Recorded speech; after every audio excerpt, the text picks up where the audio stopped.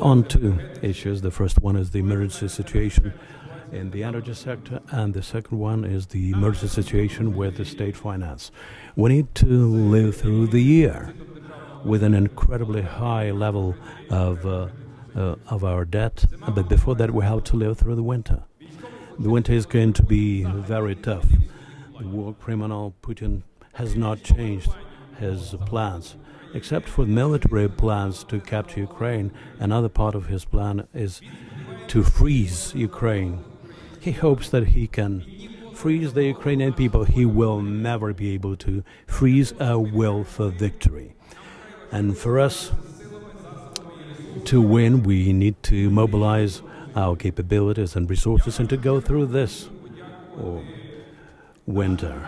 First of all, I would like to thank the workers of our energy sector, especially the tech company and the entire energy sector of Ukraine, for having lived through several winters already, and we will live through this one as well. But how this is to be done? And this is something we're going to discuss here today. The second issue is about the state finance. 2/3 of our budget goes for defense. And for the next year, so far, we don't have a sufficient level of funding. That is why we hope for the support of our European friends, and I'm happy to welcome the ambassador of the EU to Ukraine, who is present here. We need to live through yet another year and to win in this war. I'd like to address our allies in the US. Apart from the energy sector workers who have to do their homework and to provide us with energy, apart from the fact that the Russian sovereign assets should be a source to finance the Ukrainian state budget, and these funds will not be sufficient, even with the reparation loans, to cover for all the losses inflicted on us by Russia. But we have to understand that these assets should be given to us as a reparation loan. As regards our American friends, the decision on Tomahawks has been delayed. And this is not just about our military victory. The Tomahawk issue is another means of deterrent against Russia and against their strikes on our energy sector. We need long-range weapons for Russia to know that Ukraine will strike their energy and military facilities. Exactly what Putin is doing. What Putin is doing is a crime against humanity, because the bombardment of energy sector and infrastructure is covered by the category of war crimes and crimes against humanity. We are going to have two panels. The first one is on energy, and the second one will be opened by the head of the National Bank of Ukraine, and it will be about economy in general. I would like to invite Mr. Kharchenko. I give the floor to you, and please tell us how Ukraine is going to live through this winter. Thank you. Mr. Yatsenyuk.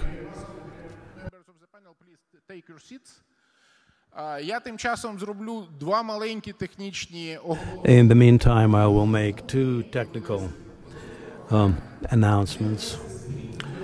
Journalists, please do not do any streaming from geolocation.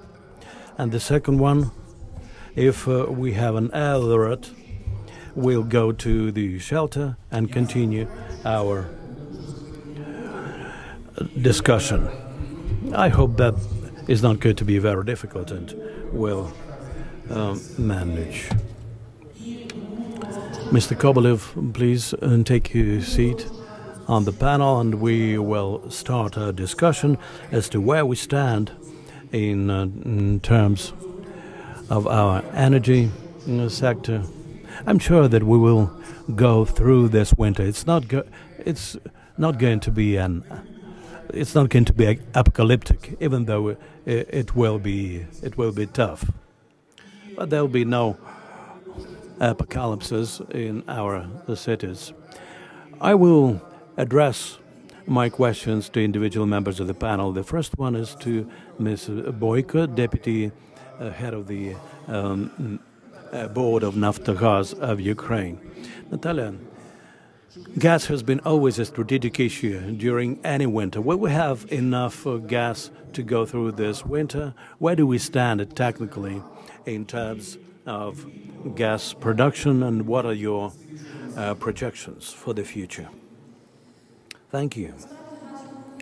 Well, the gas infrastructure is being attacked all the time. On last Friday, there was a combined attack on the Naftogaz facilities.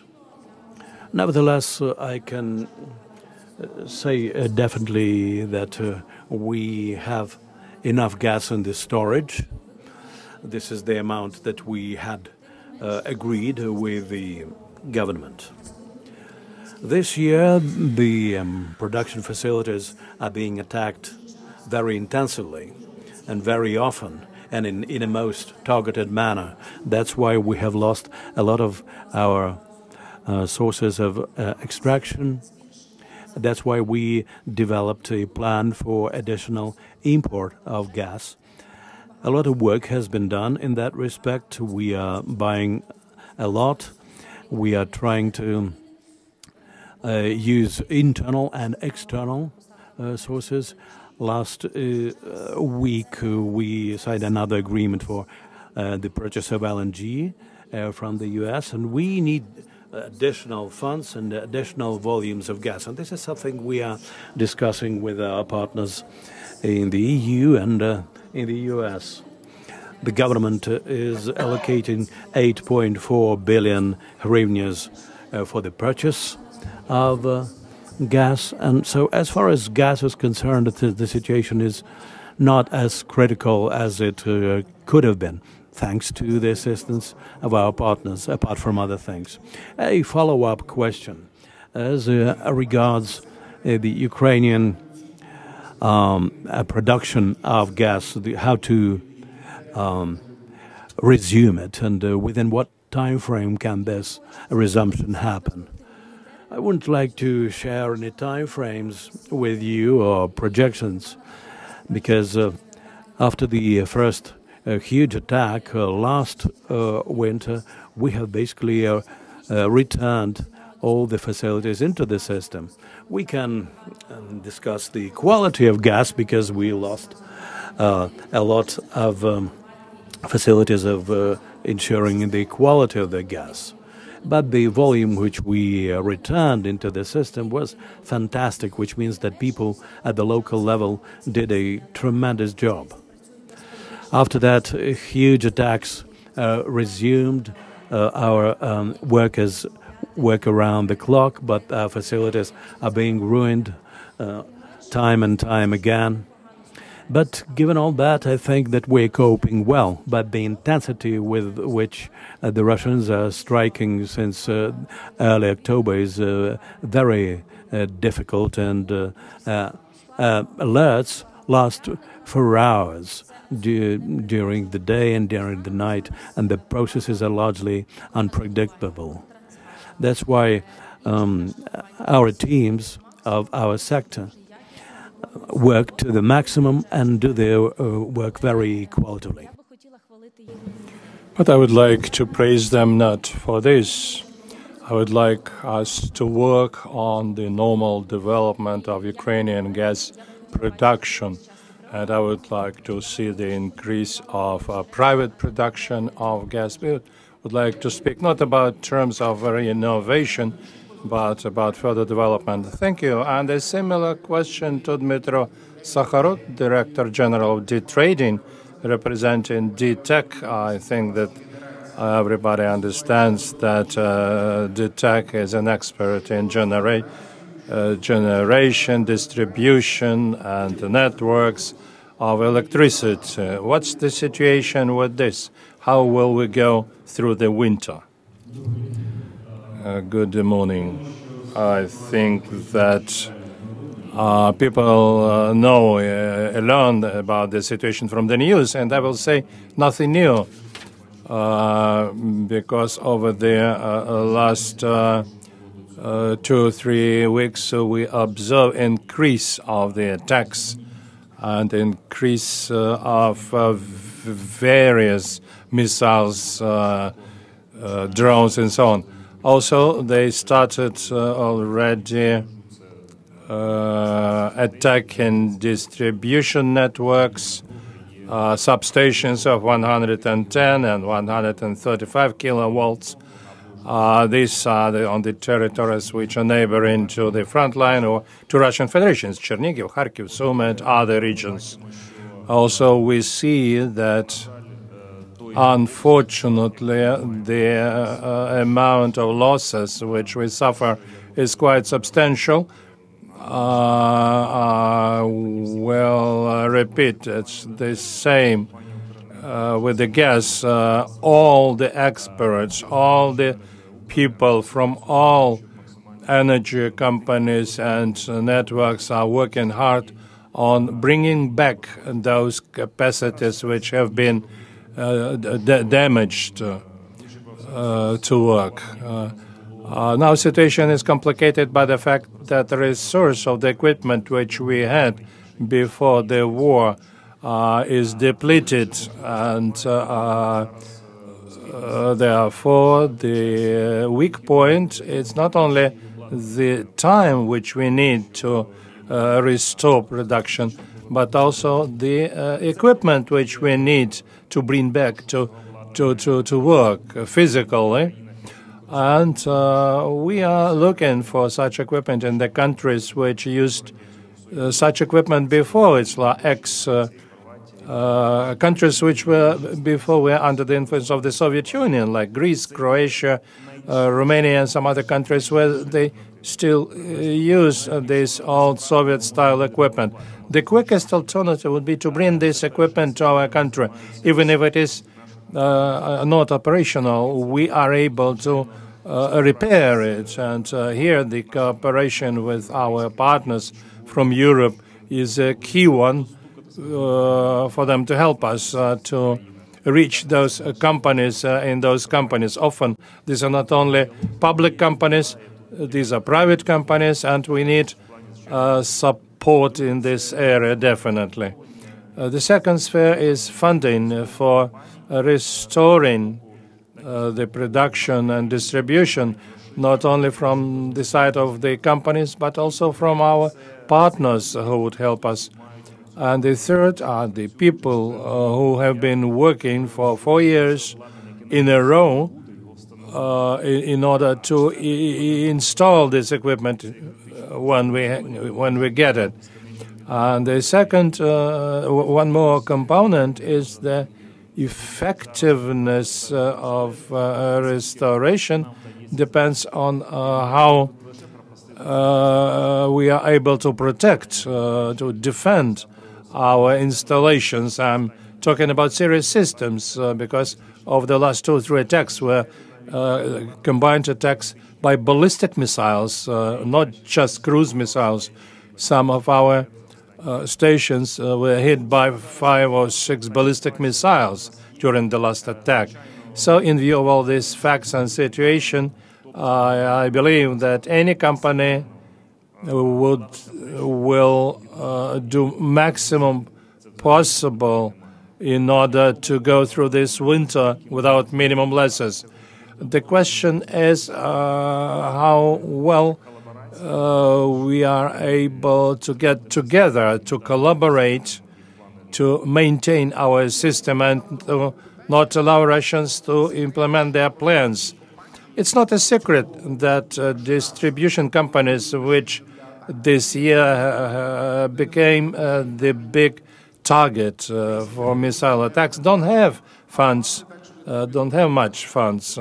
And don't you feel that the central public authorities or regulators are looking for opportunities to support the distribution companies to find new resources in order to procure new equipment and to create a reserves for these companies' distribution.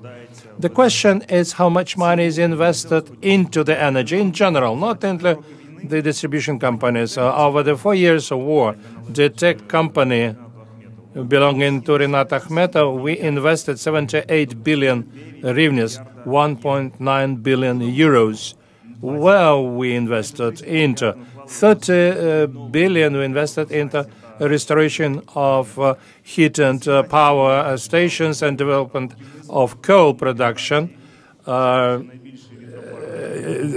We also invested into the battery storage and illegal power electric station. 14 billion we invested into gas production and 15 into networks, into grids.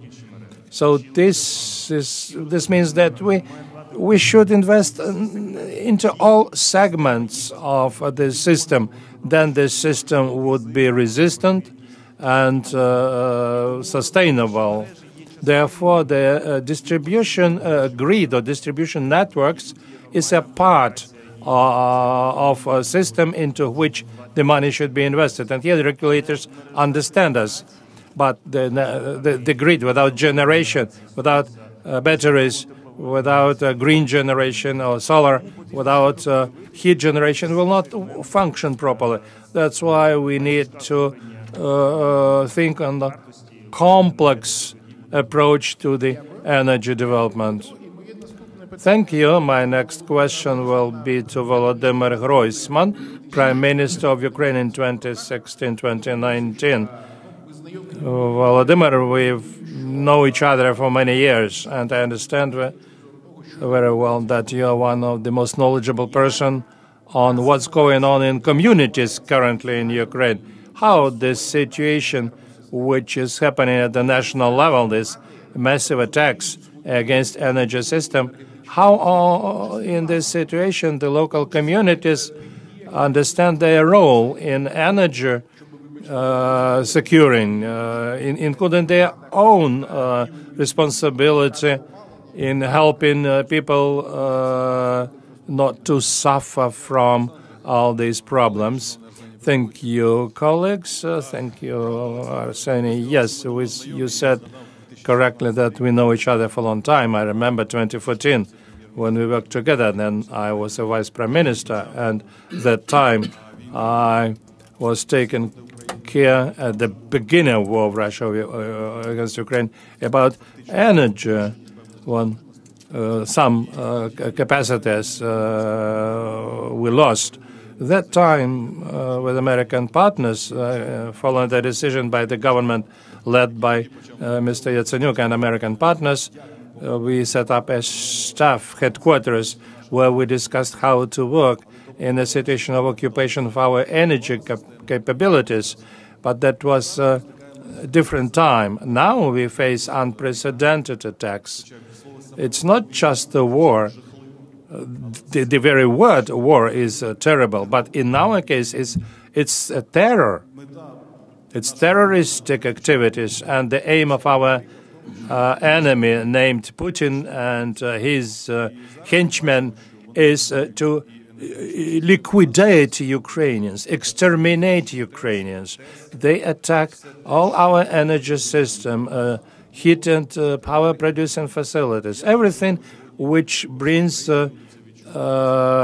warmth and energy to our people. And people all over Ukraine feel how difficult it is now. But I'm sure that in spite of the difficulties, we will survive and pass through this winter. And I think we'll become stronger because what is now being done by Ukrainian armed forces in terms of repelling attacks is unprecedented. For the recent history, nobody has dealt with such barbaric military attacks, and what our military and our air force and ground forces are doing at the front line is extremely commendable and worthy of respect and support from all the Ukrainians. As regards the energy workers, what they are doing is unprecedented. Nobody else has been doing this before. I mean, how to recover the system under constant bombardments and strikes, missile strikes, and we know that their performance is really great. They recover our facilities, and this is titanic work. I was impressed by what was said about the investment of private capital. 2 billion euros is what is being invested by businesses to recover our energy system, and the private business has not been daunted. They pool their efforts and work as a team to keep the situation operational.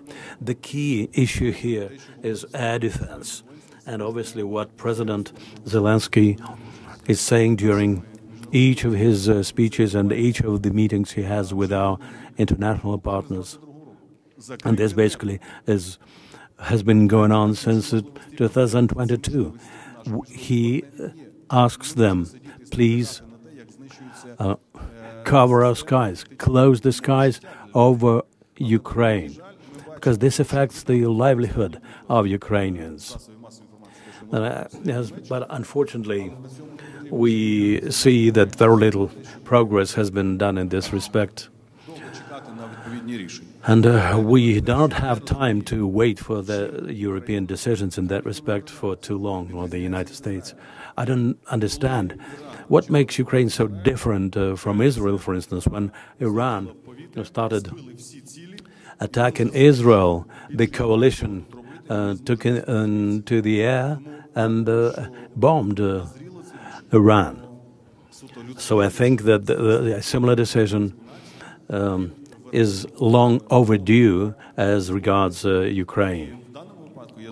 In this respect, I believe that this kind of decision should have been made long ago, to at least to close part of the skies over Ukraine, or to strengthen our air defense.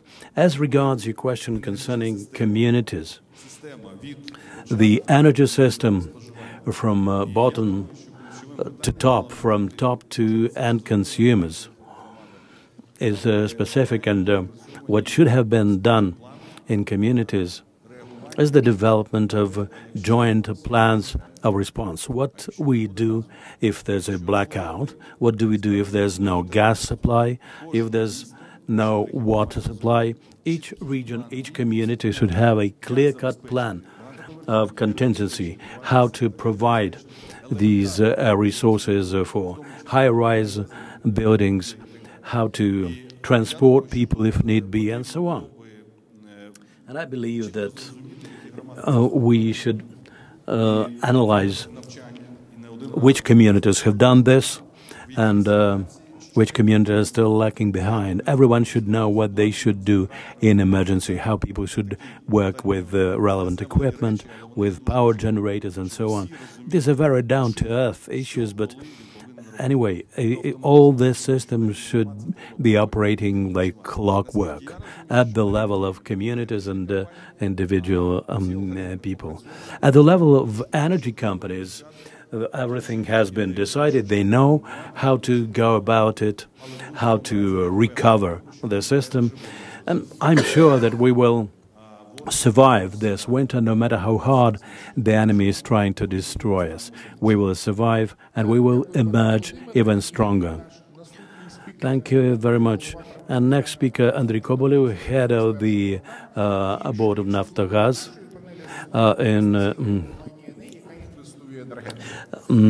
previously, and now he works at NA company, which invests in energy sector.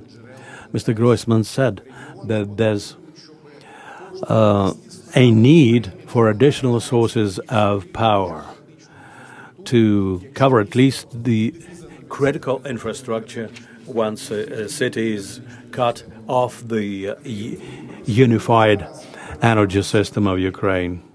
And Andrei, you work in private sector, which is engaged in these issues. What's your take as to what is going on in this sector? Well, I have experience of working for a state-run company and private one. When I worked for the state-run company, I always understood that the speed with which private companies can go ahead is much faster than state-run because they are more flexible, more nimble. Private companies normally are more operational in this respect. And now when we speak about decentralization of generation sources and setting up an alternative to the system which we inherited from the Soviet times, when we have large-scale facilities and huge and very powerful transmission grids. But now the need is to set up smaller facilities, which would be more survivable in terms of generation, transmission, and so on. These facilities can be set up faster by private businesses. Therefore, the support for private businesses in terms of permits, funding, and simplification of the procedure is really key.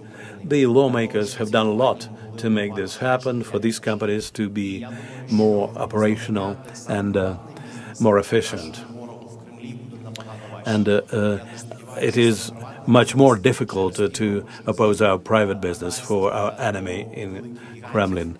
And I think that private operators will add to companies like DTEC a huge portion of our support for our power, electric power, and gas system.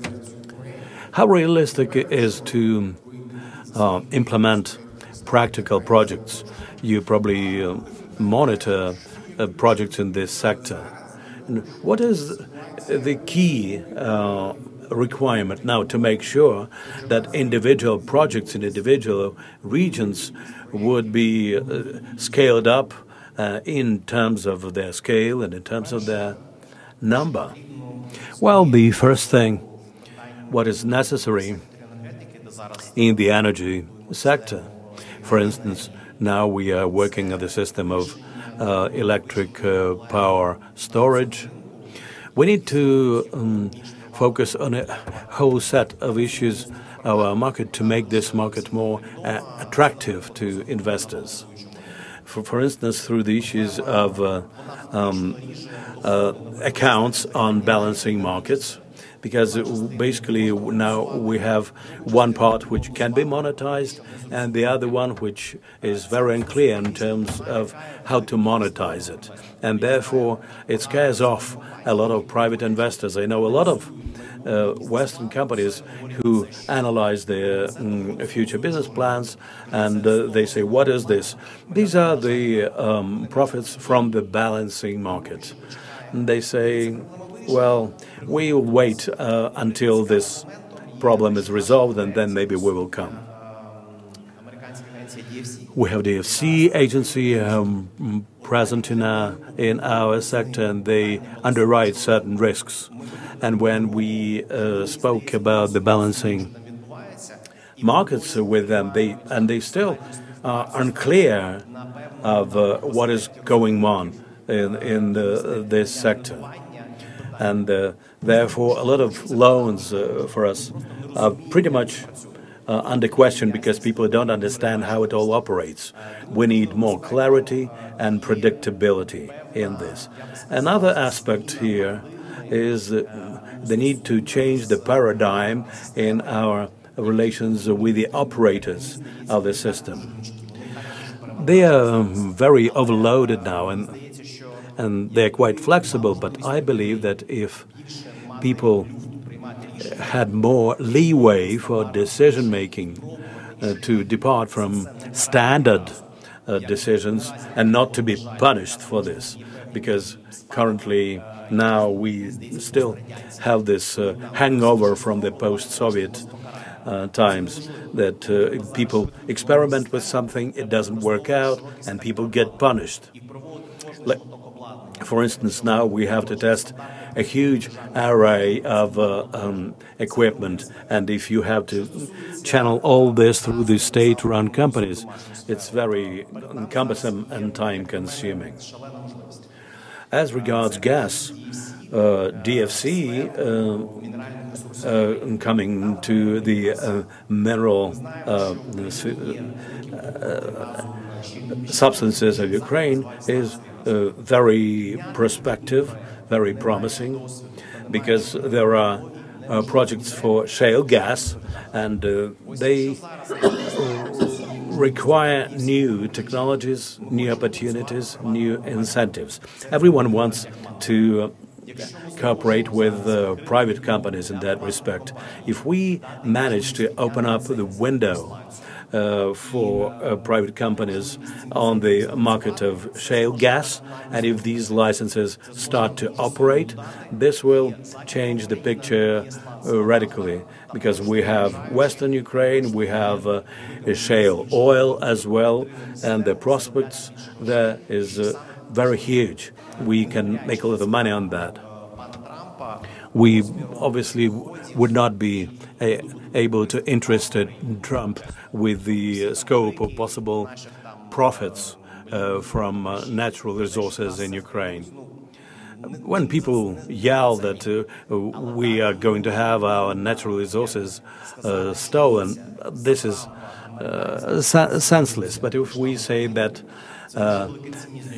on his watch, the Ukrainian shale gas revolution came to Ukraine, that would be a very good incentive for him, and that would give us a lot of strength during the negotiation processes with the U.S. Thank you. My next question is to the Ambassador of the EU to Ukraine, Ms. Katerina Maternova. Your Excellency, our discussion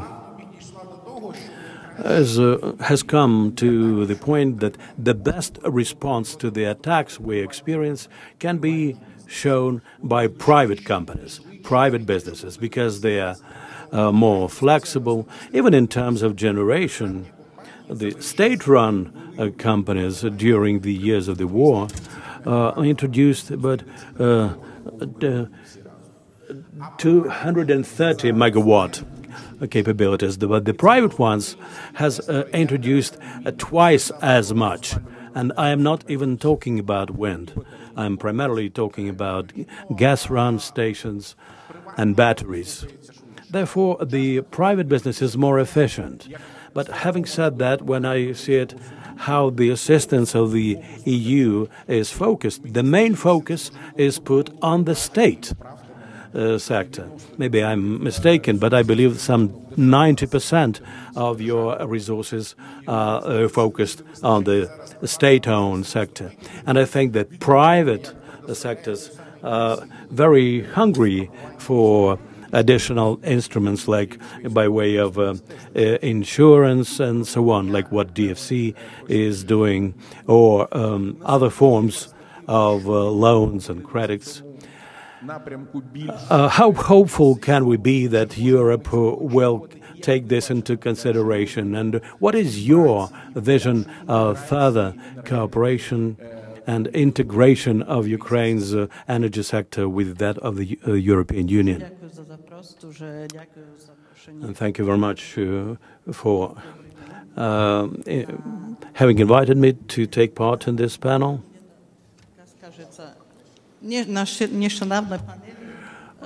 Recently, at a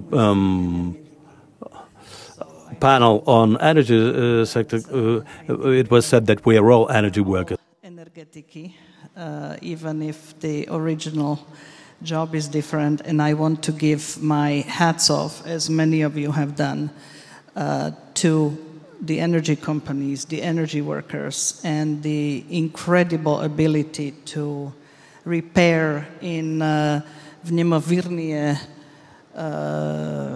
terms. And I think that when this terrible war is over, the Ukrainian energy and building industry will be able to teach the whole world how to repair things quickly and effectively. So really, congratulations to that. As Prime Minister Groisman mentioned, this is not a war. This is a terror on the energy system.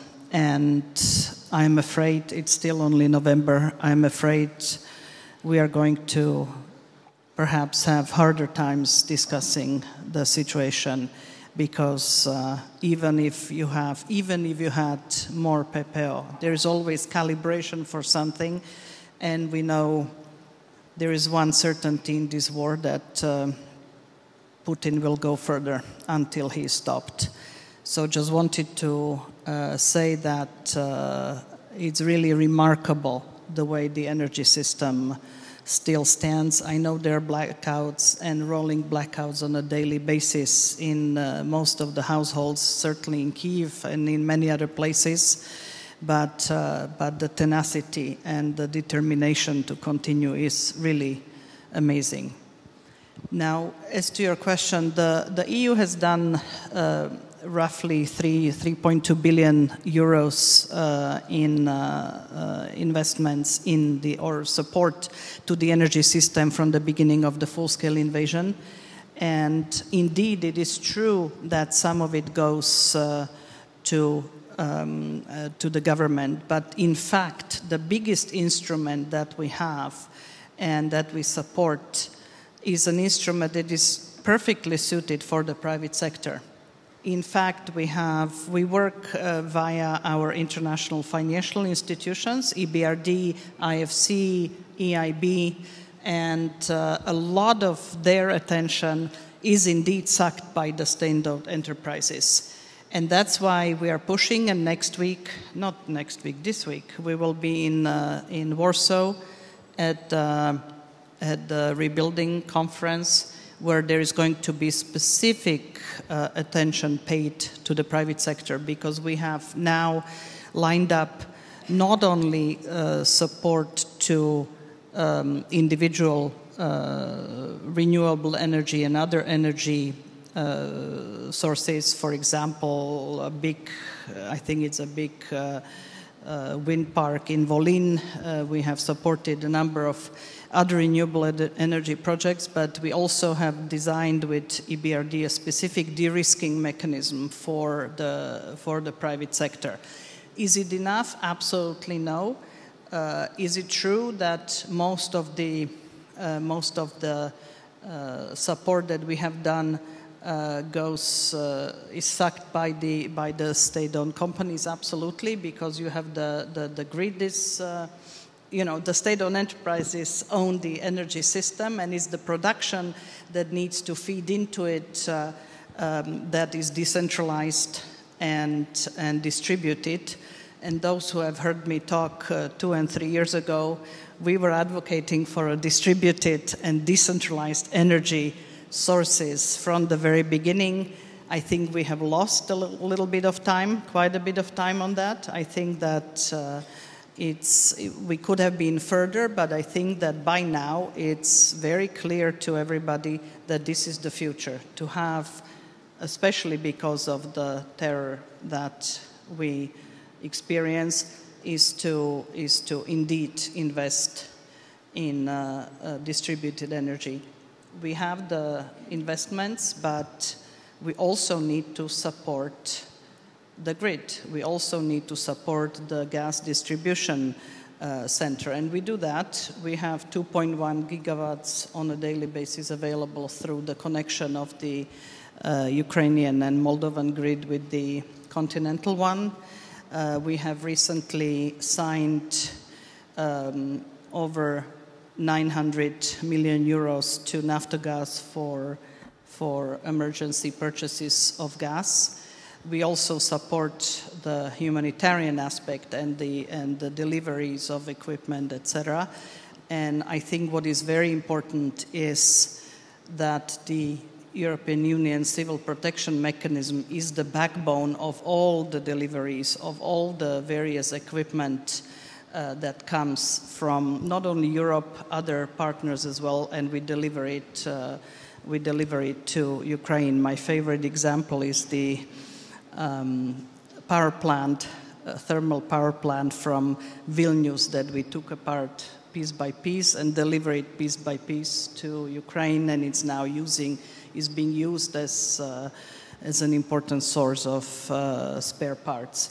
So I agree, more investment needs to go to the private sector, because I agree with Andri's analysis, but we also cannot leave the state-owned companies and the backbone of the energy system without support. And I think one of you said it, maybe Dmitro said it very well. It's not either or. The problem, the attacks are such that one has to address gas and electricity and water and distribution and grid and sources. So it's a multi-dimensional chess that we all play. And my message is, we are here. We look at energy as one of the really most important areas, and including our push for reforms. Famously, but I will end with Volodymyr Borisovich's comment that we will survive also this winter. Дуже дякую. Я повністю поділяю думку, що ми виживемо, але мені цікаво зараз було би... I fully agree that we will survive this winter. I fully agree with you. But I would like to ask the next question to every speaker. But please speak within maximum 2 minutes in your answer. We will pass through winter from 1 to 10, according to this scale. 1 is bad, 10 is the best. And the second, which key things, in your opinion, should be done to go through this winter better than under any other scenario? Natalia, the floor is yours first. I will begin with the second. There is a topic on which I've been talking for many years, which is not always popular, but I think that we must aim society towards consumption which is very reasonable. Many people believe that electricity, gas, and heating is something given from above, and sometimes people think that it should be so warm in their houses that they could walk around in a T-shirt. It's from moral point of view very hard for me to hear. When I hear every morning during the meetings what was destroyed, what colleagues were killed as a result of the attack, and then hear from people in the beginning of October that it is very cold, I think this discussion of about free resource which should come to us from somewhere should be changed into the absolutely conscientious consumption. I worked in other countries, in Germany, in Austria, in Italy. I've never seen such attitude towards energy resources as we have in Ukraine. I think we should save energy and should turn this saving energy into a religion at the level of the country, for people to understand how to deal with this energy. And the second, I'm sure that with the development of Ukraine, the state will play a smaller role in energy. But energy is such a sphere in which very often the most difficult tasks like balancing the system or maintaining the basis of providing a population with gas is done by the state. And it's impossible to deviate from this model within one day. The recent example, when the big guarantees of the European Union where funds were aimed at locks and cranes. Unfortunately, the wind and sun and battery cannot fulfill this role. And I must say that we will still have to use this amount of load. And I like very much that I see the communities are very conscientious. I was born in Lviv and I'm living in Kyiv. My parents live in Lviv. And I think that the stronger the community is, the more responsibility it takes over itself on various issues. The more active would be every citizen in his or her community, in his or her country. And we need more active society, and every one of us should interact not only at work with the tasks on which we work, but also take decisions as a resident of a concrete multi-apartment building, for example. So in the short-term prospect, I understand all these things. About the assessment, it's a very subjective approach. I think that the graphs of blackouts we can tolerate. And I think that let's hope that this will be the maximum worst scenario. And Russians would not manage to get us into a long-term blackout. So what is called blackout now is not, in fact, a blackout. Thank you, Natalia. The same question from 1 to 10, and 3 things which will help us to go through this winter in a better form. First of all, I am for private-public partnership. The state has really a big stake in the energy sector, and without the state and private sector, this issue cannot be resolved. It's about unification. It's about a result. If everybody works separately, there will not be a result. Only together we'll be able to get necessary result. This is a critical story. We should work together. We should not alienate. And we have individual interests, we have common interests, but they should be combined. The second, it's about determination and the permanent work every day.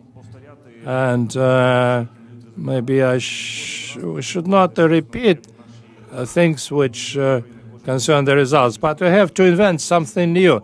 It's like our armed forces, which every day invent something new to hit the enemy. So in our sphere, we also should take decisions or think about decisions which may even look like something unrealistic. Well, without batteries, we wouldn't be able to balance the system. Without the thermal generation, we would not have enough power. Without grids, we would not be able to transmit power to all the way down to the villages. But this is something we have to do right away, today. We're not foreigners. We live here. We cannot say, let's wait. No, we have to get down and do it. Well, these are the things which are key, absolutely, for us not just to go through next winter, but also to live on. Well, life will show how good we will be. From 1 to 10, Mr. Grossman, from 1 to 10, what's your take? Well, if before that we were in top 10, I think that we will go through 10 to 1 and from 1 to 10 in different times. There will be different situations, but I'm sure that we will reach 10 when life comes back to normal. Well, obviously, we have to set up two energy systems. There should be a centralized and a decentralized system, which badly requires investments now. What I've heard from my colleagues shows me that we need to raise the issue of deregulation by way of urgency, getting rid of unnecessary bureaucracy and red tape and so on.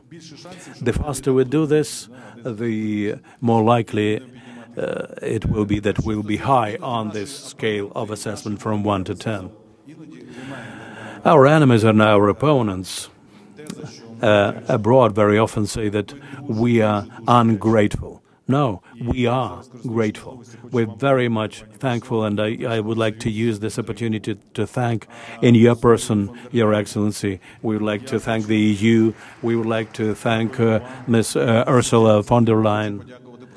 I would like to thank President Trump and the U.S. for the support which we have and the support which we are going to have in the future. I hope it will be even bigger.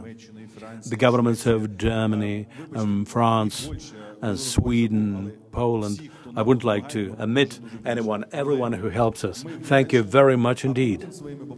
We are thankful, but Putin, by hundreds of his missiles and drones, shows to you what you do for Ukraine is not enough, because I can afford striking them more, and therefore this assistance should be even higher. But anyway, we are thankful for whatever we receive. Thankful very much. And the main generator of our hope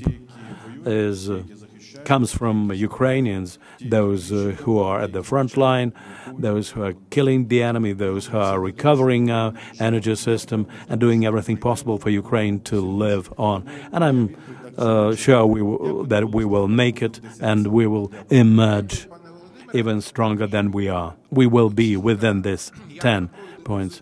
Andrew, what's your take on where we will stand on this scale from 1 to 10? And three more things which have not been mentioned yet, which would help us go through this winter. Well, as regards my assessment, any assessment is very relative. We are in a war against the second army in the world, and this is the 4th year. If we take this as a baseline for assessment and compare what would have happened in this situation to some countries of NATO, this will bring us to the conclusion that we are doing quite well. And for this, we have to thank the people who are working on recovery in Ukraine and our partners who are supporting us in this.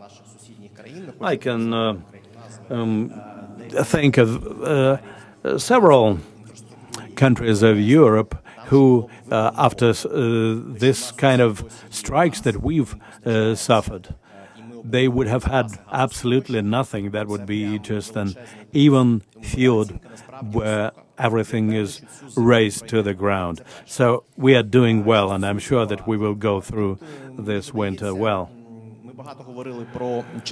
As regards my advice, we've spoken a lot about generation and storage and about large-scale companies, but we very often omit what is related to consumers. Consumers can regulate their consumption, and if we take a look at the efficiency measures in the energy sector, the most efficient one would be the limitation or a decrease in consumption. And many reforms in the gas sector in 2014 resulted from the fact that we managed to reduce the consumption. I totally agree with what Natalia said. One person told me, well, I like to go about in shorts in my apartment and in a T-shirt. And I tell him, get real, man. I was abroad, and nobody abroad affords themselves this kind of luxury. But in our country, it's the other way around, and people are even proud that they go about in shorts and T-shirts in their apartments. We have to switch to what is called prosumer, which means a consumer which is efficient and thriftful. Very little is being said about this, because when we go through election cycles very often, and people very often resort to populism and promise things which are not realistic. So I would like to advise that we should orient ourselves to prosumers as opposed to consumers. And they can modify their consumption through smart control, through their connection with Ukrenergo, getting money for their energy, economizing on energy, and by other sets of incentives to economize on the use of energy. So we shouldn't say that ordinary Ukrainians do not understand what it's all about. No, ordinary Ukrainians hold this system on their shoulders for the 4th year, and if we give them enough tools to limit their consumption, the efficiency will be considerable. This is an area in which we are very weak. Thank you, Andriy. I recall the so-called warm loans of 2015 through providing energy-efficient windows and so on. We all understand what the reduction of power consumption is all about, and they know how this can make a difference. Your Excellency, what is your vision of the energy sector in Ukraine this winter? And what would be your 3 points? I wouldn't even say pieces of advice, but we would like to hear from you how the 3 points as to how Ukraine can come closer to the EU and get integrated more deeply in the European area. If you allow me, I will share the optimism of at least the speakers that we will be okay at the end of the winter. It's not going to be easy. I think there is going to be disruptions, but eventually we'll be okay. Now, I'm smiling because the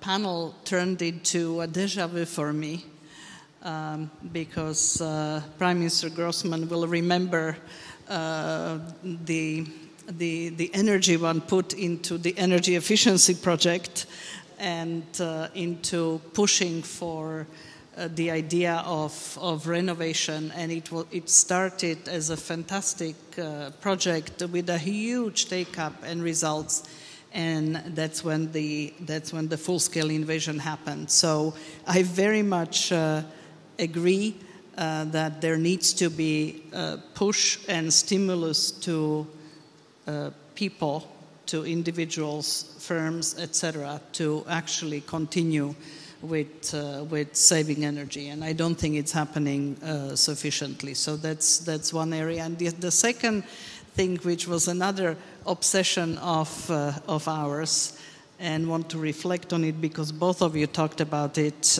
and that's the role of the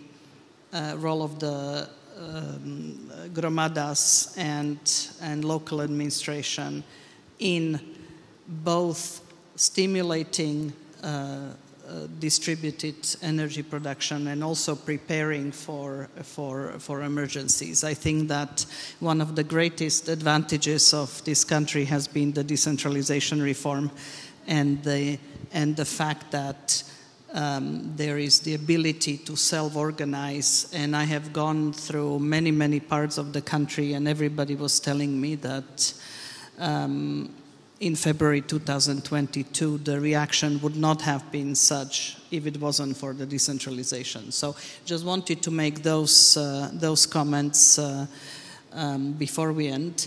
And the last bit, you asked me about integration into the EU. By the way, congratulations for a very good enlargement report last week. the reforms need to continue as difficult as they are. And I realize that the easier bit has been done. There are going to be some very difficult nuts to crack. For example, public service obligations, etc., are not easy to deal with in a state of war. But there is now the energy integration package, the market coupling with the EU that would help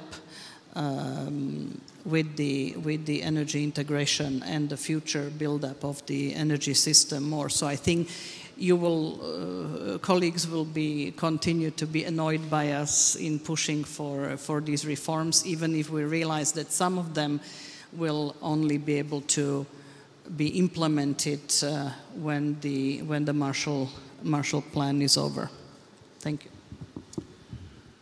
На цьому ми будемо завершувати панель. Я дуже дякую, пані послу, я дуже дякую всім учасникам. On this we will conclude this panel. I thank all the speakers. My final point, people, don't be afraid of wearing sweaters in your apartments. Plus 19 in your apartment is good temperature and it's good for your health. Don't be afraid of it. Thank you very much. We conclude this panel on time. So we go on the extraordinary session on the Kyiv Security Forum. Please take your seats. Now we will have an opportunity to listen to the head of the National Bank of Ukraine, Mr. Andriy Pyshny. We very often forget to say thank you to people who do a great deal of work for our country. And during the previous panel on energy, we said thank you to energy workers who do an incredibly great job in terms of providing power to the people. All these people are worthy of our respect. Of course, this wouldn't have happened if it wasn't for our military who repels the enemy forces at the front line. But the fact that within the country there are people who can organize our resistance in the rear is incredible. I'd like to tell you a few words about the head of the National Bank of Ukraine, Andriy Pyshny. In an unprecedented manner in 2023, the Central Bank of Ukraine became the best national bank of Europe. In 2024, head of the National Bank also received an award as the head of the best national bank. Even though I was the head of the National Bank myself, and I wasn't awarded, unfortunately, but I cannot recall that such a recognition of the operation of the National Bank was afforded. That is why I would like to thank, in the person of Mr. Pyshny, all those who work at the National Bank and all the financial sector people at the government of Ukraine for having preserved the financial, economic, price-related and exchange rate-related stability in the country, which is engaged in a war against the Russian military machine armed to the teeth. So, Mr. Pyshny, the floor is yours.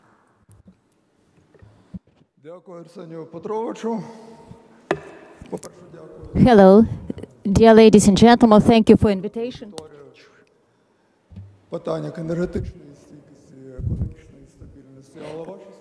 Your words, thank you very much for them.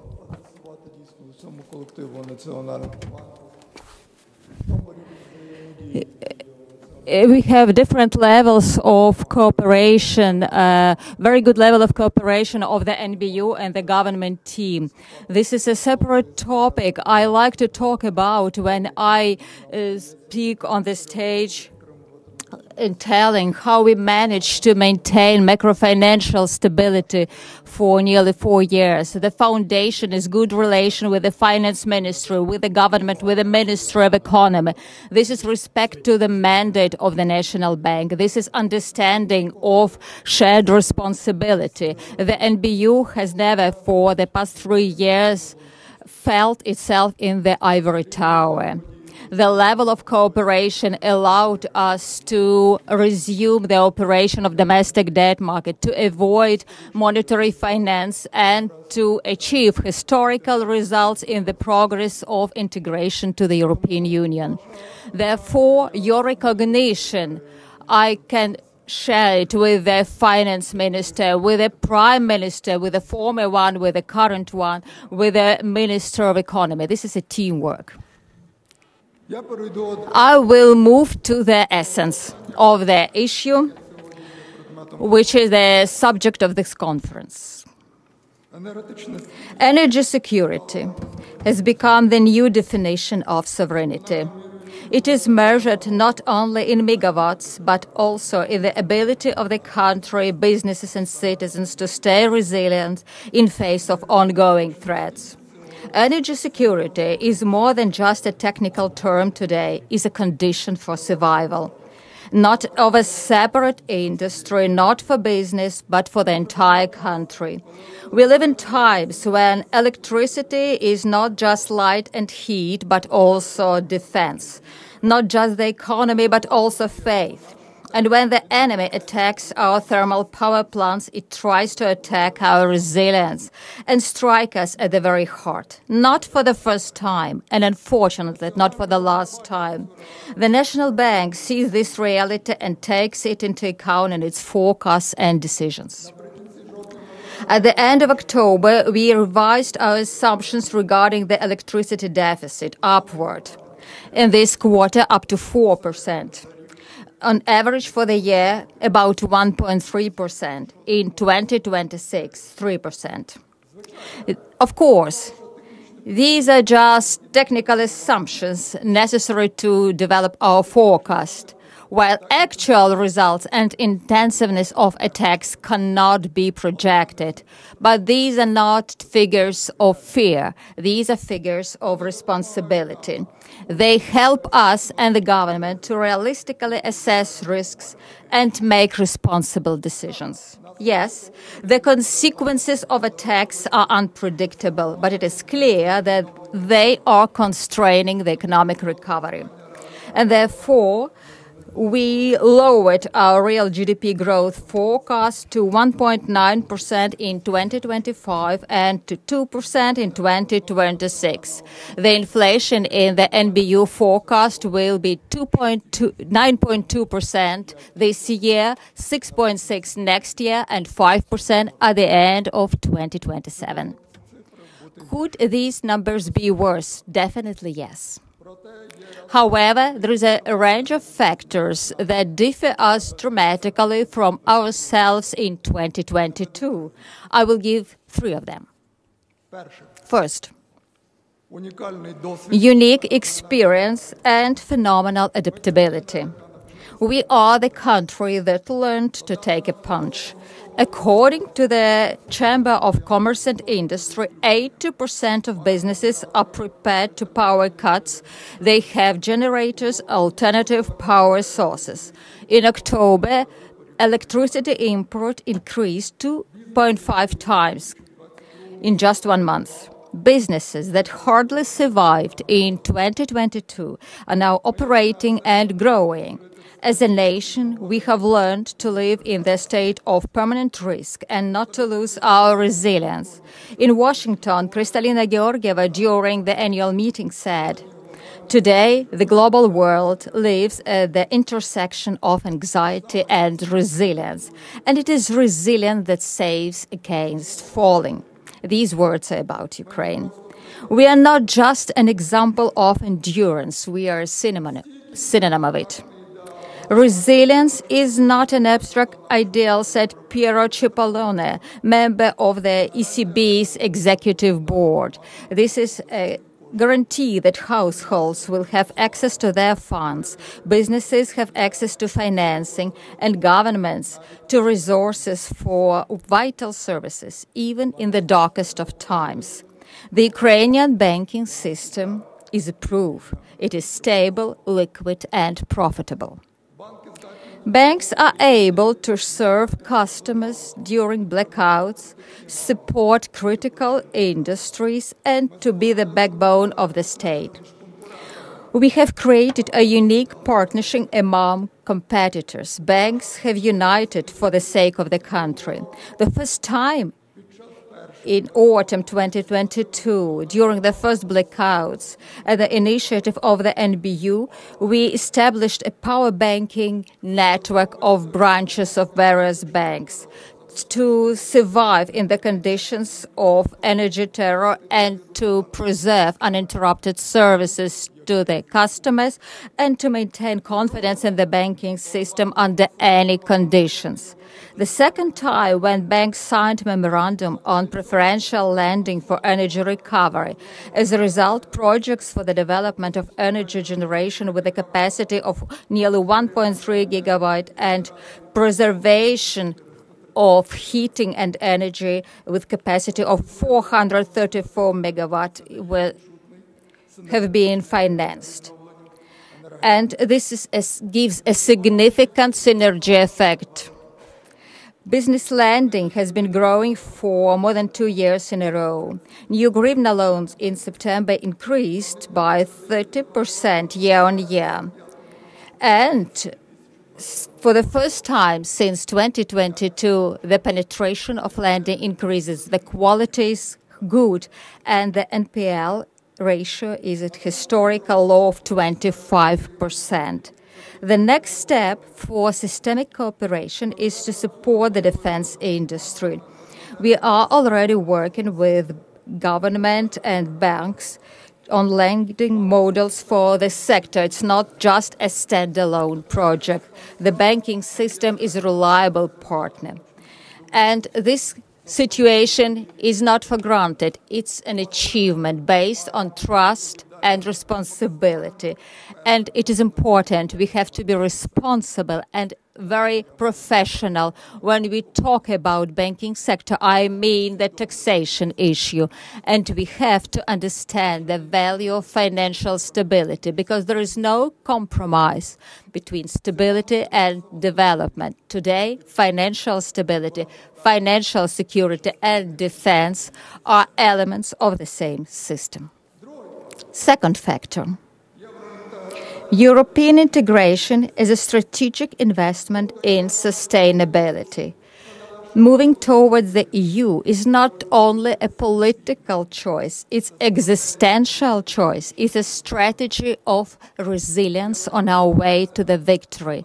EU accession is our vaccine against structural mergers and institutional slowdown and economic drought.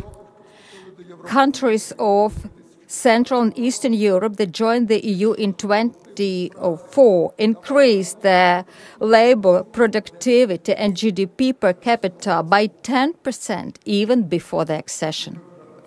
And we are already on this path.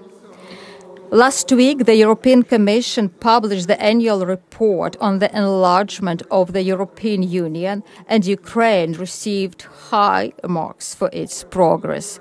Despite the war, Ukraine is moving forward, implementing EU legislation, and eagerly awaiting the political conditions for opening negotiation clusters, having completed its homework on time. This is the moment that deserves our collective recognition. During the war, Ukraine and its team are doing what other countries have been doing in peacetime for years. You have to agree, this deserves applause.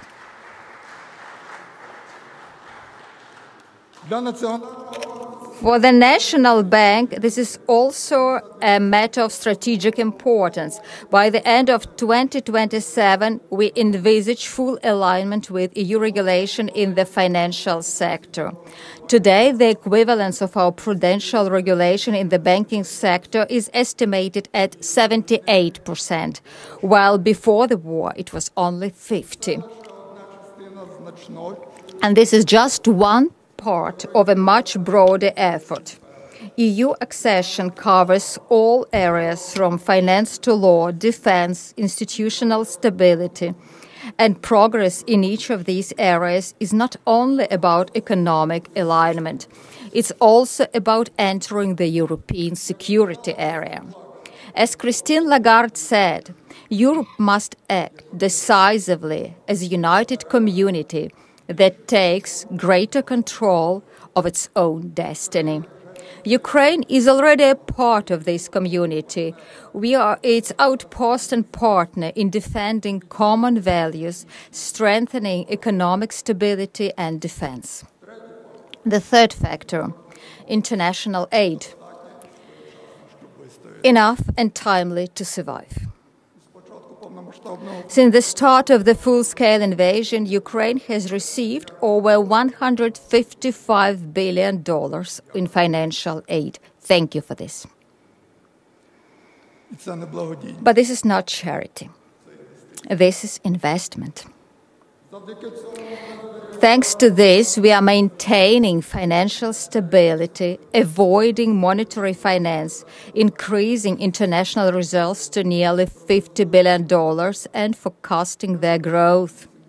We have successfully passed 8 reviews with the IMF program, which doubles our country's previous record. And this is in the context of the full-scale war. We are currently negotiating a new program. The key issue is a sustainable financing mechanism, in particular through a reparation loan based on immobilized Russian assets principle. We are awaiting the EU's decision. The President of Ukraine, the government, the NBU, the entire Ukrainian team are focused on conveying the required arguments and achieving the results. We feel the support. We see the energy of our European partners and we appreciate each decision and each effort. But I will put it simple. What I hear and see from really cautious central bankers, this is understanding that Ukraine is a defense asset of the European Union, its eastern border, and risk assessment of reparation loan should take this into account. Europe will be forged in crisis and will become the sum of the decisions we make to overcome them. These are the words of the economist Jean Monnet, who is known as the founding father of the European Union. Today, one of such decisions is a reparation loan, and it is in hands of the European Union. We in the NBU believe in the force of the Union, and we are waiting for positive decisions. And to finish, we will have difficult months ahead, but we have 3 things that hold the country. People who never give up, systems that keep working, and decisions that are made ahead of the blow, not after it. Energy is not only about megawatts, it's about believing in life. And I believe that we will survive. We have energy, the character, and we have Ukraine. Thank you for attention. Glory to Ukraine.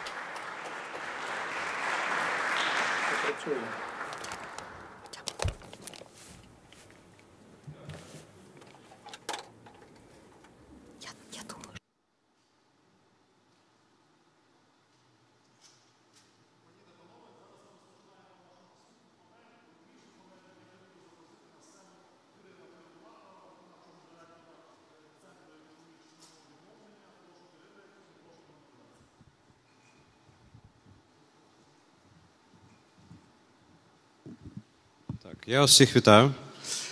Я думаю, ви залишились тут для того, щоб дізнатися. My greetings to all. I think you stay here in order to learn about the risks in economic sphere and what the 2026 is bringing to us. Maybe you want to know whether we'll have money, business operational, and what will happen to the economy. Today with us, the Deputy Finance Minister, Mr. Alexander Kava. This person has been working at the Ministry of Finance for a long time. With us, Andy Gunder, president of the U.S. Chamber of Commerce in Ukraine, who knows very well about Ukrainian business. We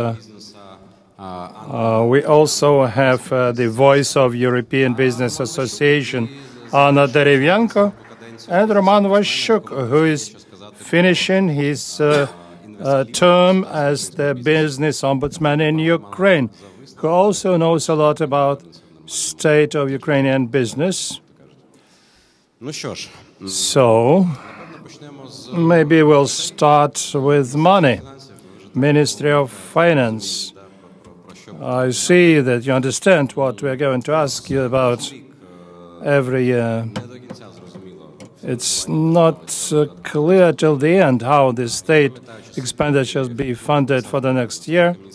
I remember last time you were the deputy minister, advisor to the prime minister for the whole quarter.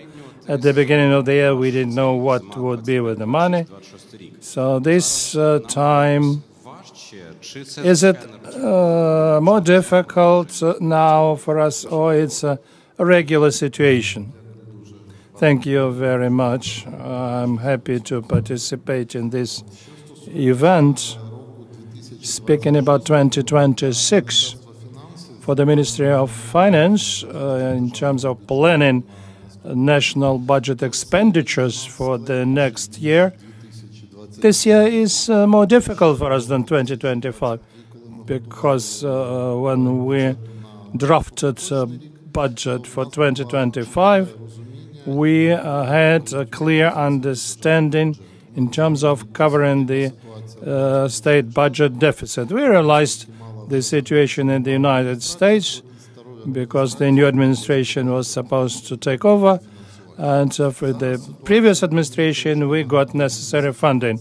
Now the situation reminds us 2024, when many of our partners believed that 2024 had to be the war of the end to the war, and didn't rush to take decisions on funding Ukraine. If you remember, we entered the year when we had enough money by the end of February.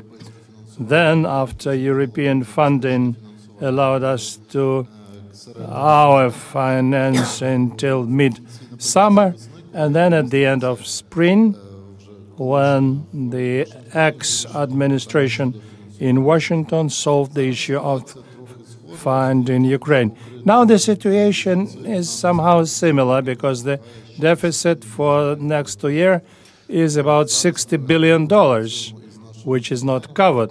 And now we're working actively with our partners to get this funding. It's quite a complicated process, but we are optimistic, and we believe that the deficit problem will be resolved, and the repatriation loan will be realized at the expense of Russian frozen assets. Do I understand correctly that Ukraine facility was based on the position that the war would finish in June 2024? And when we talked to the delegation of the European Commission, we said, you see, now it's April 2024, it doesn't seem that the war is going to end. The answer was like this: we are setting up a mechanism, we want countries to get accustomed to it, and that we would make it bigger. And then we started talking about it, but I think now we are talking about setting up some new mechanisms. Yes, it's a work on setting up a new funding mechanism at the expense of Russian Federation frozen assets. This is, first of all, an issue, question to the European Union, and they have a discussion concerning Belgium, which is the major owner of Russian frozen assets. The lion's share of these assets are kept in Belgium. That's why we need the support of the Belgian government on this issue. But we have also talks with other countries of the EU. Unfortunately, the position of the United States changed concerning financial assistance to Ukraine. But European partners and other partners from G7 remain quite loyal and optimistic towards Ukraine and trying to help us to solve our problems. Also, a brief technical question about credits which European Investment Bank and EBRD get into Ukraine. This is a credit money. They require certain proof of certain guarantees or access from Ukraine to these recourses, and whether we can withstand such a tempo of cooperation when money is provided to us as a credit. On many programs, we find compromise with the European Investment Bank because it's a program of supporting both big national sectors of economy and municipal ones, because we must realize that besides the war in the East, we also have economic war. And if Ukrainian economy, Ukrainian cities function more or less okay, then we would be able to finance some part of our state budget expenditures. It's not a secret that half of the state budget is funded by taxes and fees, and another half is funded at the expense of credits and grants from our partners. Therefore, we should not forget about those regions into which many IDPs moved.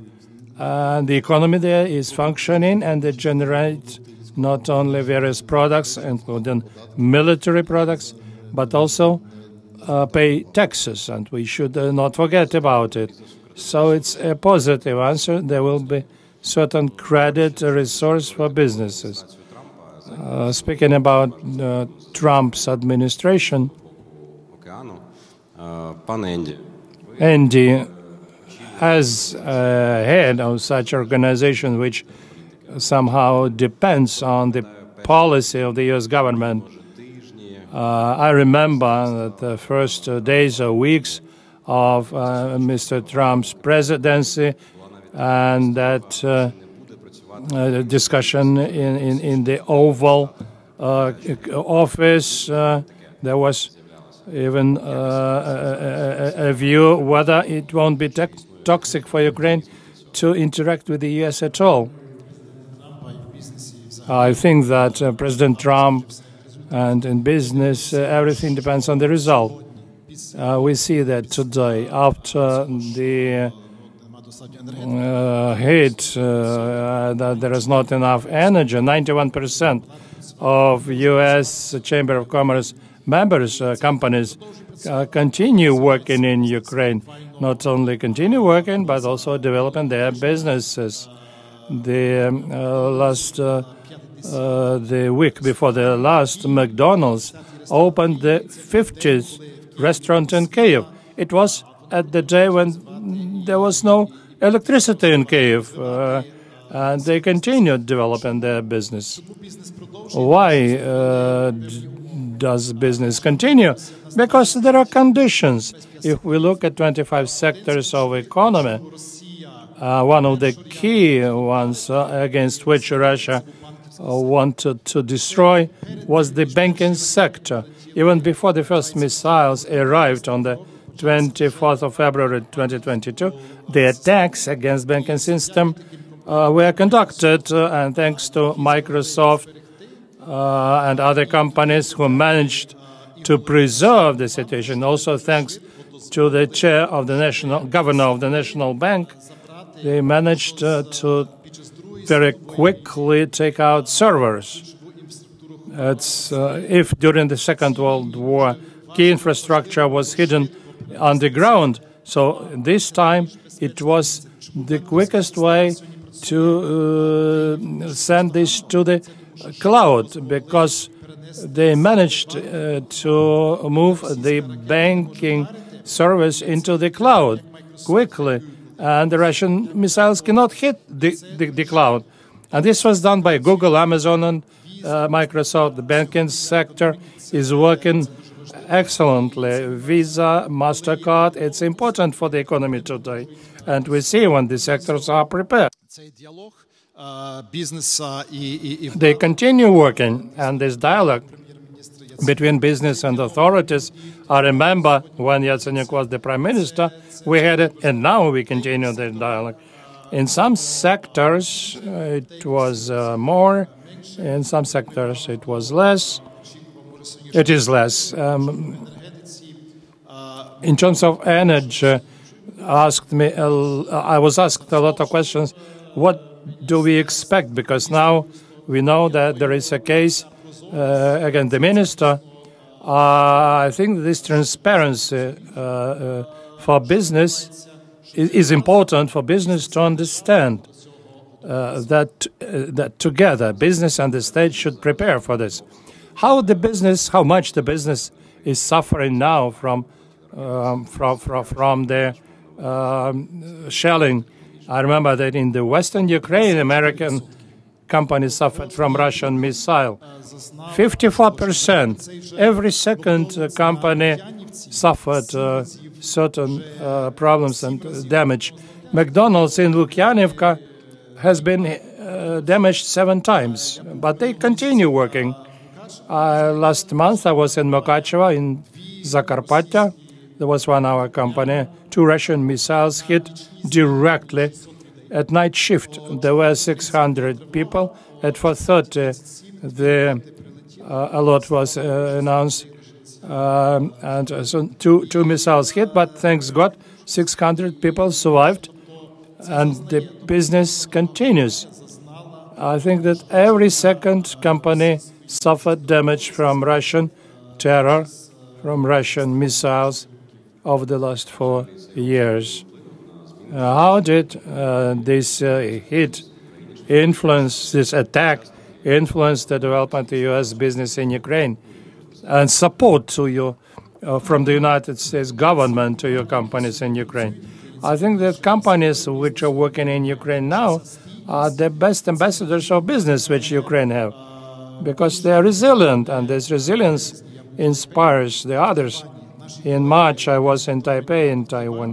Our colleagues, U.S. Chamber of Commerce in Taiwan, asked us to tell them how the business functions during the full-fledged war, because in Taiwan, they also are, their neighbor is preparing to potential invasion, and here they want to be prepared to that.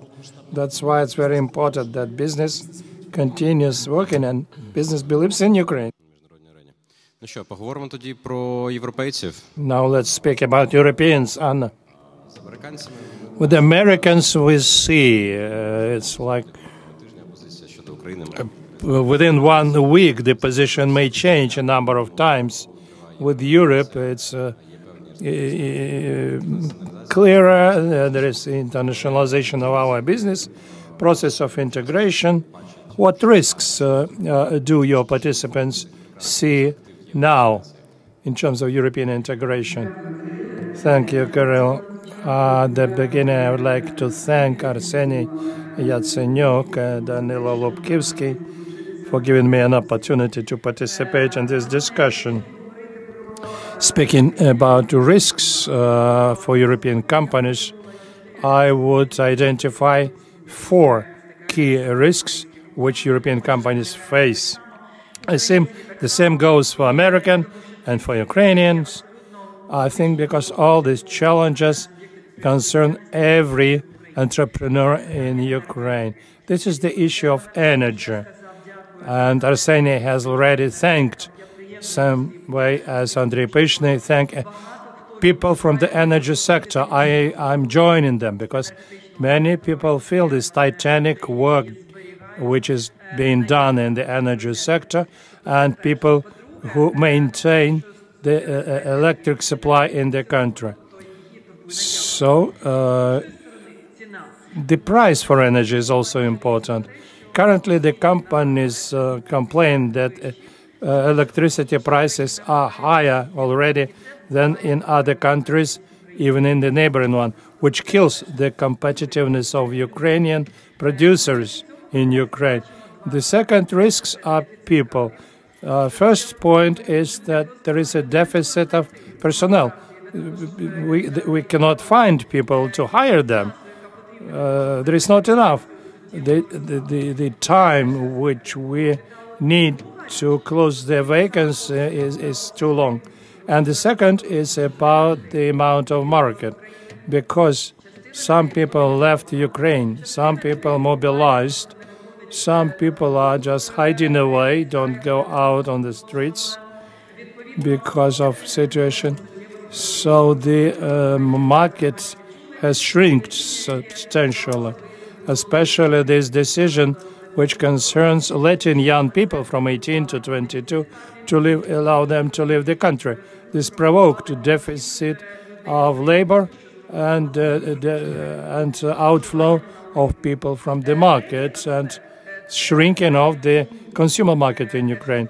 The third aspect is an issue of shadow. As far as we know, it's 500 billion hryvnias, the shadow market in Ukraine. So in some sectors we have figures from our businesses. And this shadow economy is formed at the expense of illegal traffic and counterfeit production of counterfeit products and not paying taxes from salaries and wages. And the fourth issue is the permanently changing legal environment because business needs for the situation to be understandable, forecastable, and manageable. Unfortunately, we cannot provide for this. So all this is discussed between businesses, European, American, and Ukrainian businesses. But nevertheless, we keep cautious optimism for 2026. In spite of all these issues, our companies continue working. Andy mentioned that 95% stay working in Ukraine. In our case, 99% companies, and I would like to say that there is about 1,000 companies who are members of association.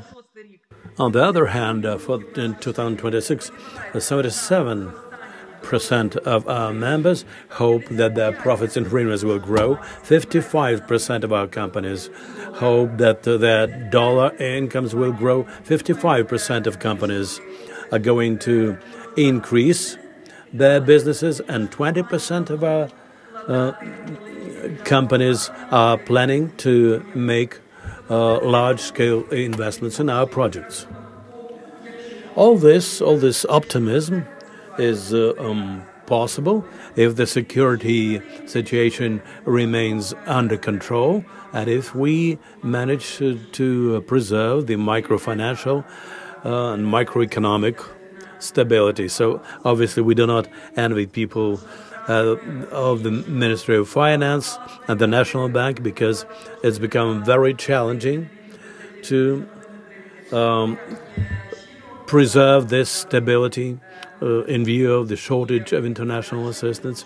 But we wish them all the very best to make sure that macro financial stability stays on in Ukraine, and we will keep on working. Thank you, Anna. It's true that lowering rates for the industry will result in the increase of rates for household consumers. So this is a very dangerous situation, and floating the exchange rate also might have very challenging consequences.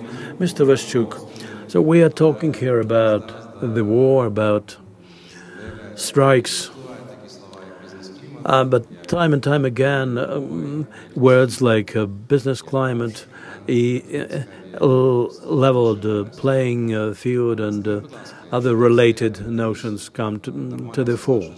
If we take a pulse of the situation which is supposed to defend the interests of businesses, what is your take on this? What are the problems, non-military, non-war-related problems in this respect? Well, I would say that at the technical level, certain problems which hampered the work of companies, primarily yes and core system problems which regulates VAT in Ukraine, or problems related to other tax issues, like pending cases in the court of law and so on. In terms of those problems over the last half a year, they have been diminished due to the efforts of the tax authorities, which is aimed at respecting businesses and more efficient use of their automated systems. The system of inspections still is fraught with certain problems, and because it's aimed at finding an excuse to impose a fine or increase taxes. And also among the remaining problems is the problem of law enforcement bodies, where they are very eager to increase the number of criminal cases, no matter what. The early post-Soviet system gave us this hangover, and this basically hampers the work of businesses, irrespective of moratoriums for inspections and so on. Can we say that these systems cannot be changed rapidly? That is why there's a necessity to introduce moratoria. Well, but moratoriums are not grounded, because these inspections are not grounded. Who will come to you and say that we've come to you to carry out an ungrounded inspection?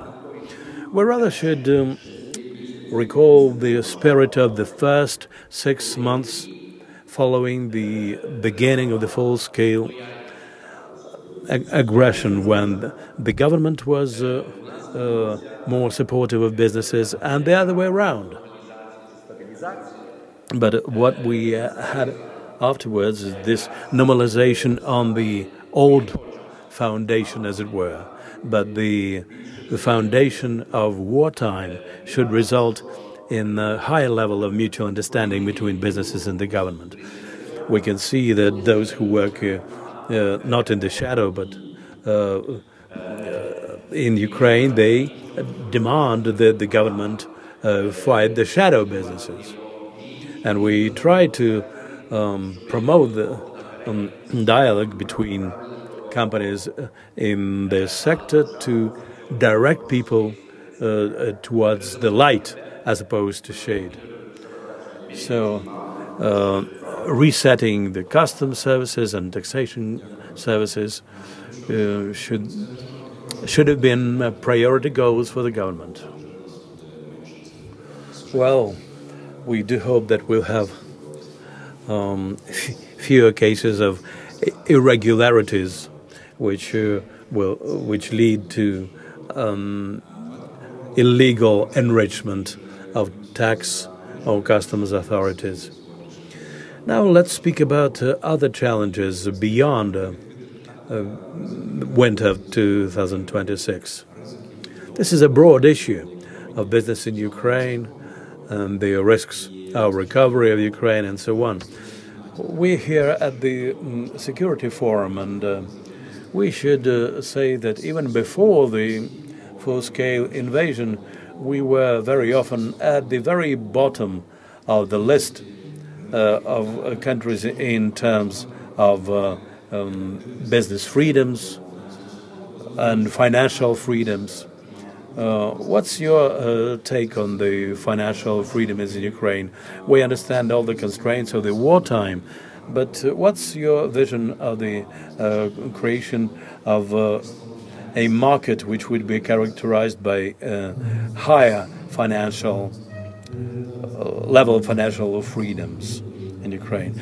Now the priority for the country and for all Ukrainians is the security and defense sector.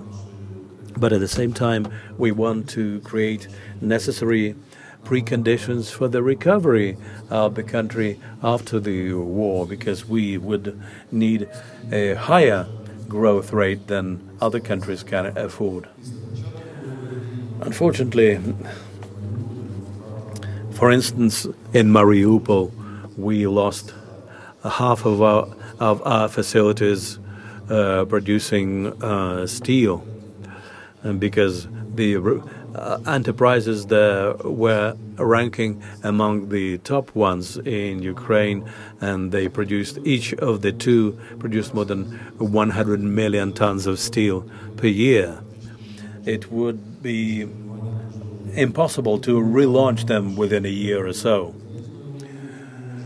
So we have a surplus of iron ore, which we can export to the outside markets, but the added value of iron ore is much lower than that of steel. That's why setting up industrial parks, for instance, is one of the segments which the state finances quite considerably, even in spite of the hostilities.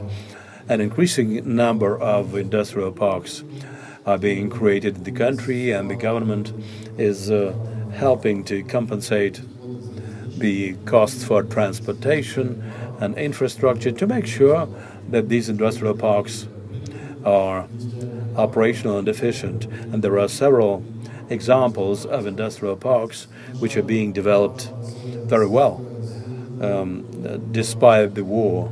Unfortunately, these are about the sectors of low level of added value, but this is a good example showing that Ukraine can be attractive for direct foreign investments. We also invest in transportation infrastructure, primarily at the crossing points on the border with the EU and on the border between Ukraine and Moldova. We want to increase the number of points which unite Ukraine with the European Union, because we understand that once we become members of the EU, the more points of contact we'll have, the better for Ukraine and for our traffic and freedom of movement of commodities and people and finance. The first Euro railroad gauge was launched in Transcarpathia in Uzhhorod, and 50% of those costs were covered by the European Union through the relevant facility. So business agents of Uzhhorod now can send their cargoes to Europe without any transshipment, additional transshipment. We also are going to launch a similar project from the border to Lviv to enhance our transportation and communication infrastructure. Well, as regards our taxation policy, maybe there is a view that this is primarily a problem of administration rather than rates of taxation. Well, our position is such that we need to improve this system and to develop an approach which would focus on various factors adversely affecting businesses. It's very difficult sometimes to ensure a compromise here, because businesses are oriented towards profits, and businesses very often tend to avoid paying taxes. A lot of our companies relocated to Poland and to the Czech Republic, and we know the feedback from our Polish counterparts that very often the Ukrainian companies that relocated to their companies are seeking to avoid taxes. and when our Polish counterparts are being asked by Ukrainians how we can avoid paying taxes here, they're appalled by this, because for them paying taxes is sacrosanct. Well, we recall the cases of Pivovarsky, for instance, when the taxes are partially used for the financing of ports and so on, and that was a case which came to litigation because it was an irregularity.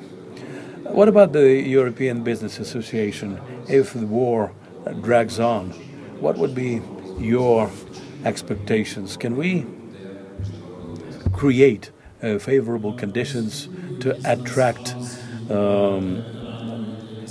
foreign businesses to Ukraine? Well, we are monitoring the situation in Ukraine, but what is of key importance here is the rule of law. And here we have 3 P: prevent, publicize, and punish points. When there is a prevention, and when there's a social society which will detect those issues, and the government will punish for that, that would be much better. Businesses are not looking for privileges, they are looking for justice. If in October, when we are approached and we are told that there is a decision that for banking sector, the decision is to increase the tax by 50%. We believe this is unjust, unfair. There are companies that pay taxes and those who don't. We can see this way. We see that at restaurants we're sometimes being given 2 bills, one for the food and one for the liquor. Well, obviously this is a way to avoid paying taxes. In supermarkets and various individual entrepreneurs, when there is drops excise duties, we counted 68 billion. Now this money is filling the budget. 68 billion you can take easily through excise duties concerning electronics, which is brought illegally, retail, in various sectors. And if there is a political will to take this money, which exists in Ukraine, so for all to pay, because we see companies which are big ones, they pay, and the others avoid. So I think that this dialogue is very important, and we'll continue working on this because it's really important for the development of the economy and development of the country. For democracy to be strong, you need strong economy. I don't know what sectors do you believe more in. I'm happy to answer this question. I see that Roman has to switch off at 14:40. I will give him an opportunity to answer the question, and then I will speak after him. I just want to listen to Roman. Roman, I remember that a year ago, Analytical Center on the platform of economic revival showed that from the point of view of the economy, in terms of rule of law, in Ukraine, 55% of normality of even our Western neighbors from the point of view of rule of law. We have only half of the normality. Do you see any prospect in stabilizing this indicator, and what should be done?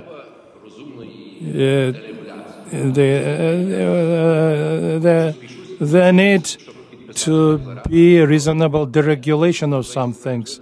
What I'm going to do now is to fair interaction with the city of Lviv, where I'm now, so that part of the local self-government, the public servants were not under threat of criminal cases like private agents through incorrectly built procedures.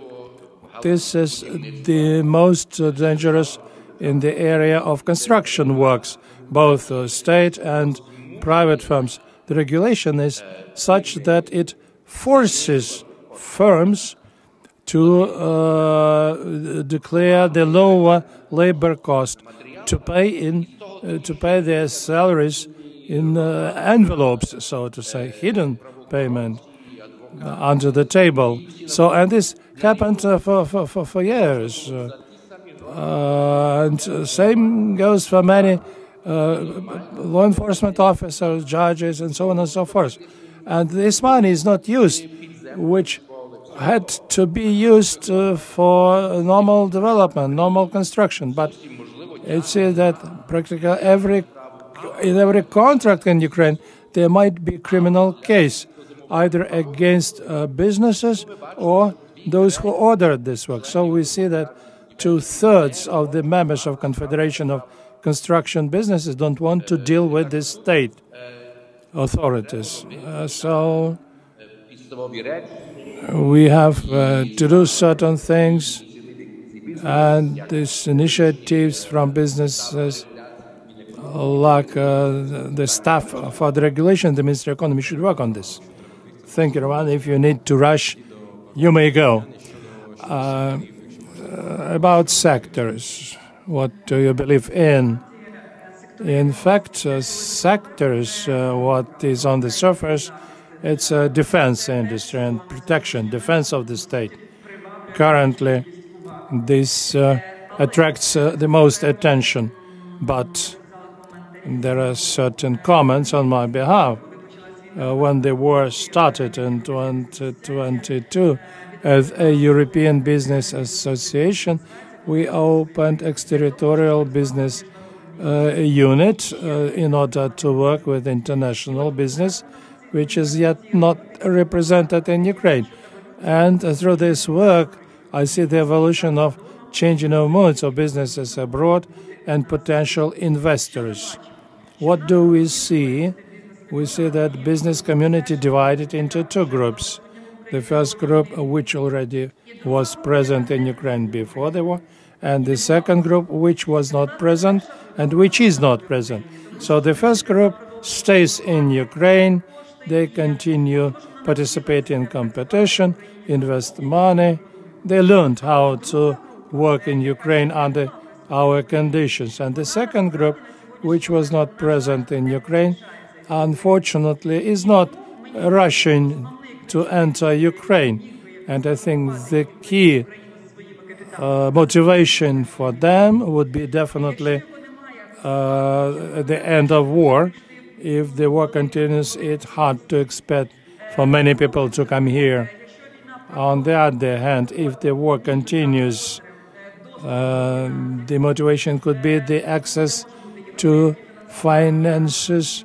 This could be European funding or maybe structural funds of the European Union, various grant programs, because business needs either a market which would be able to absorb their products and services, or they need some other possibilities to fund their operations.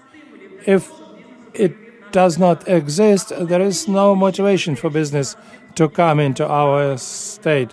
And when they hear about lack of rule of law, which Andy and Roman mentioned, which lead to various surprises, so the wish to come into Ukraine diminishes. That's why we have to do everything possible to win the sympathy of those sides, to win their hearts and minds. And for this, we have to do what Andy said, to establish a full rule of law, not tolerate corruption, not to change rules of the game, to make it that law enforcement system to defend legal businesses. So a lot should be done. But also, the populistic decisions should not be taken, should be rejected, and neo-infantilistic policy should be rejected. And I think that if we need a new investment and investors in our country, we would have to do this, especially in view of our moving towards European Union. And here European integration should help us in order to put into proper order our regulatory field, which European Commission mentioned recently, who said that effective combating corruption would be the prerequisite for our successful move towards European Union. Thank you, Anna, for even populism bringing into the list of security risks. For populism, you need money. Populism demands money. If there is no money, it's very difficult to play with populism. Thank you. Thank you. I thank all the participants. And in conclusion, the question to you. You see a situation from very interesting points of view. Why does it make sense to struggle for this country? What prospects do you see here? On the one hand, it's quite a complicated question. I am motivated by work on making our country stronger, our people better living, and for us to become full-fledged members of European community. This brief answer to a very complicated question, because every project which you initiate and realize should be aimed at improving life of the citizens of Ukraine and make our economy more attractive for investment. And this inspires you to new projects, new ideas. I like approach of the Ministry of Finance. Do you like it? Compared to previous years. And there is a risk today to invest into Ukraine, but there is even bigger risk not to invest. And this is what Ukraine demonstrated, what Ukrainians showed during full-fledged invasion, when people thought that everything would fall apart. And this resilience inspires the whole world. And people want to be strong together with the Ukrainians. It inspires. And creation of the fund of the US and Ukraine, there are three baskets: minerals, energy, infrastructure. Clear projects are being searched for. The new chair, Kim Black, who's been appointed for this, is doing this. The main message is Ukraine open for business. And they say that ambassadors are those companies which already work in Ukraine, can show and demonstrate this. Thank you for calibrating our expectations concerning the risks next year. And with this, we finish this panel. Ladies and gentlemen, dear friends, on behalf of Kyiv Security Forum, I want to thank the participants of both panels, both moderators. I want to thank you, those who attentively followed our work and used this opportunity to make further conclusions about energy and economic situation. Our emergency session has come to an end, but we continue our work and see you next time.